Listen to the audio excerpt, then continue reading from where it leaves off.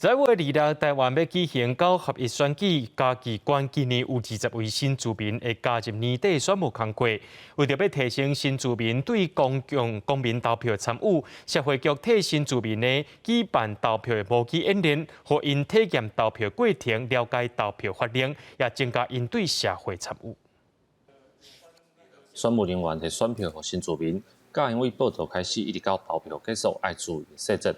嘉义县社会局针对新住民举办投票模拟的演练课程，来参加的新住民表示，即马知影过程啊，会较想要参与投票。这是我第一次参加到工作人员的这个模拟，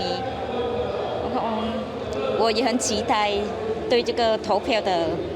嘉义县的新住民目前有13000多人，占嘉义县的总人口3%。今年嘉义县有20位新住民会投入11月26日的选举工作，所以举办课程，除了教新住民投票，嘛教因安怎来进行选务工作。就是现场开始核对身份，到还有领票，还有就是盖印章去盖那个选票的印章，到最后的投票，这个流程都非常的详细，所以也更激发了我们去投票的意愿。像模拟投票到上课充实，以至于后续投入选务工作人员，我觉得都是一个创新的做法，那也可以让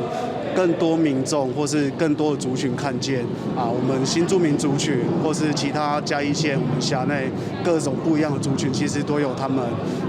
优秀的能力。除了投票的模拟，嘛邀请新住民分享一寡对新住民认同甲社会参与的看法。嘉义县政府表示，新住民是嘉义县真重要的族群，希望透过公民参与的课程，了解台湾实现民主的方式，嘛展现台湾人民自觉的精神。记者林慧婷，嘉义报道。